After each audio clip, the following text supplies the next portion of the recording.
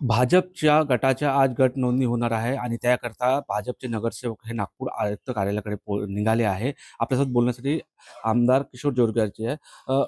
कशी प्रक्रिया असेल ही गट नोंदणीची आणि गटनेता कोण असणार आहे?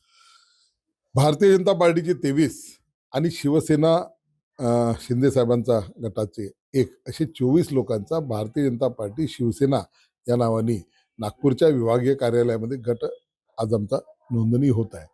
ज्यामध्ये आमचे सर्व निर्वाचित नगरसेवक या ठिकाणून गेलेले आहेत. एक साधारणतः सेकंड हाफमध्ये आमचा गट रजिस्टर त्या ठिकाणी होईल. दुसरी गोष्ट, या ठिकाणी चंद्रशेखर सुभाष शेट्टी हे आमचे युवा नेते आहे. भारतीय जनता पार्टी युवा मोर्चाचे ते महामंत्री होते.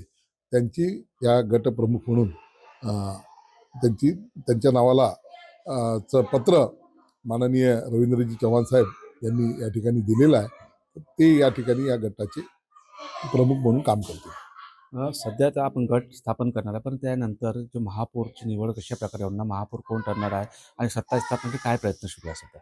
निश्चितपणे मी परवाच्या दिवशी सायंकाळी माननीय सुनीत्राव वहिनी पवार यांचा शपथविधी झाल्यानंतर रात्री वर्षा निवासस्थानी माननीय मुख्यमंत्री महोदयांची भेट घेतली. या सगळ्या घटनाक्रम सांगितला. त्यांच्या काही सूचना आल्या, ज्या शिवसेनेच्या मागण्या आहेत त्या आम्ही त्यांच्यापर्यंत ठेवल्या, त्याच्यावर चर्चा केली आणि त्यांच्या काही ज्या माननीय सूचना आहेत माननीय मुख्यमंत्री महोदयांच्या, त्या शिवसेनेच्या नेत्यांपर्यंत आम्ही स्थानिक युनिटपर्यंत पोहोचवलेल्या आहे.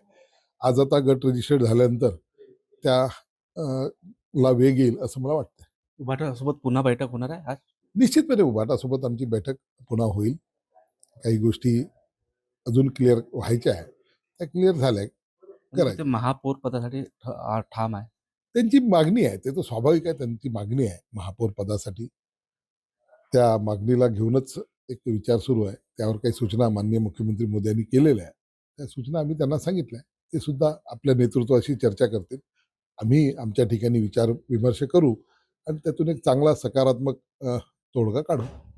तर मुख्यमंत्र्यांच्या सूचना दिल्या, त्या सूचना उभाटापर्यंत पोहोचवणार आणि सकारात्मक बैठक होणार आणि त्यानंतरच महापौरचा तोडगा निघणार असल्याचे आमदार किशोर जोरगे यांनी सांगितले.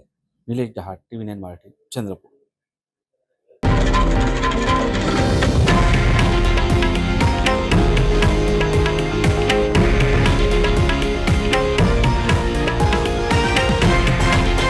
हे आहे देशातील नंबर 1 न्यूज नेटवर्क आणि आपण पाहत आहात TV9 मराठी, एकमेव.